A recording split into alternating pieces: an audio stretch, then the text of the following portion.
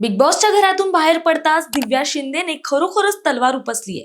पण ही तलवार शब्दांची नाही तर कायद्याची आहे. निर्मात्यांविरुद्ध थेट पोलीस स्टेशनमध्ये धडक देऊन दिव्यानं मराठी सिनेसृष्टीत भूकंप घडवलाय. बिग बॉस मराठी 6 मधून तडकाफडकी बाहेर पडलेली दिव्या शिंदे आता आक्रमक झालीये. वकील नितीन सातपुते यांच्यासह तिने आरे पोलीस ठाणे गाठलं. बिग बॉसचे निर्माते आणि दिग्दर्शक प्रथमेश देसाई आणि इतरांविरोधात अॅट्रॉसिटी कायद्याअंतर्गत गुन्हा दाखल करण्याची प्रक्रिया तिने सुरू केली आहे. दिव्याचा आरोप आहे की तिला कोंबडी म्हणून हिणवण्यात आलं आणि तिचे रडण्याचे, स्वाभिमानासाठी लढण्याचे फुटेज जाणीवपूर्वक एडिट करण्यात आले. राकेश बापट आणि इतर स्पर्धकांनी पाठिंबा देऊनही निर्मात्यांनी फक्त तिची नकारात्मक प्रतिमा दाखवली. मानसिक छळ केला असा खळबळजनक दावा तिने केलाय. आता ही लढाई केवळ शो पुरती मर्यादित नसून न्यायालयाच्या उंबरठ्यापर्यंत पोहोचली आहे. मनोरंजनाच्या नावाखाली एखाद्या कलाकाराच्या सामाजिक आणि मानसिक प्रतिष्ठेशी खेळणं हे खेळाच्या नियमावलीत बसत असलं तरी नैतिकतेच्या चौकटीत नक्कीच बसत नाही.